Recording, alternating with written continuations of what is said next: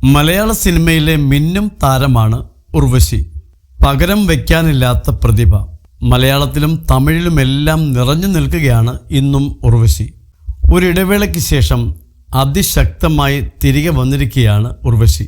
തൻ്റെ അഭിനയ മികവുകൊണ്ട് ഉർവശി അനശ്വരമാക്കിയ കഥാപാത്രങ്ങൾ നിരവധിയാണ്.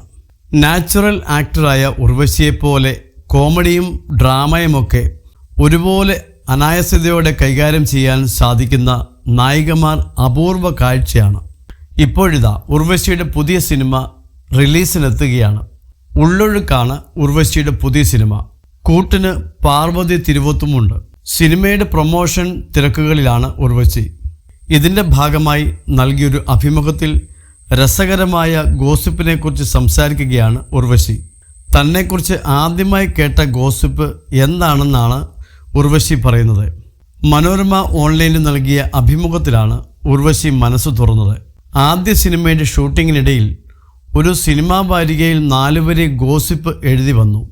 AVMൻ്റെ ബാനറിൽ ഒരു സ്കൂൾ കുട്ടി അഭിനയിക്കാൻ വന്നിട്ടുണ്ട്. പക്ഷേ ഒരു വകയും പറഞ്ഞാൽ അനുസരിക്കുകയില്ല. ഡയറക്ടർ ഒന്ന് ദേഷ്യപ്പെട്ടാൽ അന്ന് വീട്ടിൽ പോകും എന്ന് പറഞ്ഞ് പേടിപ്പിക്കും എന്നായിരുന്നു അത്. ഉർവശി പറയുന്നു. എന്നാൽ അതൊരു ഗോസിപ്പായിരുന്നില്ലെന്നും അന്ന് തനിക്ക് 13 വയസ്സായിരുന്നു പ്രായമെന്നും അതിനാൽ ആര് പറഞ്ഞാലും കേൾക്കില്ലായിരുന്നു എന്നുമാണ് ഉർവശി പറയുന്നത്. ഇങ്ങോട്ട് വരാൻ പറഞ്ഞാൽ അങ്ങോട്ട് പോകുന്നതായിരുന്നു തൻ്റെ സ്വഭാവമെന്നും ഉർവശിയുടെ അമ്മ പറഞ്ഞതായി ഉർവശി ഓർത്തെടുക്കുന്നു.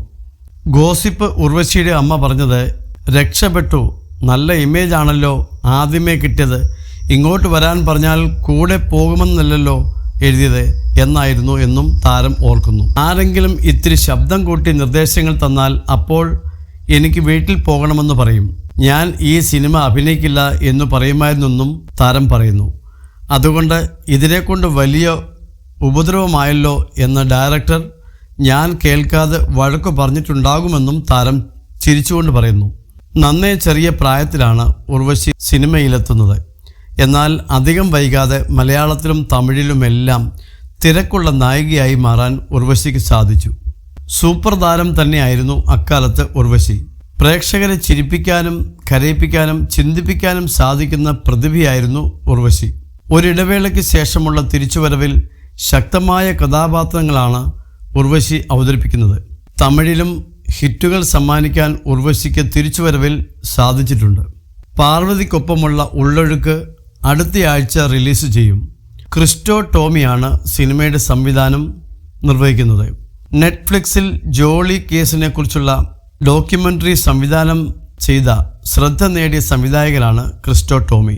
നേരത്തെ തിരക്കഥാ മത്സരത്തിൽ ലാപ്പത ലേഡീസിനെ പിന്നിലാക്കി 1ാം സ്ഥാനം നേടിയ ക്രിസ്റ്റോയുടെ തിരക്കഥയാണ് ഉള്ളൊഴുക്ക്.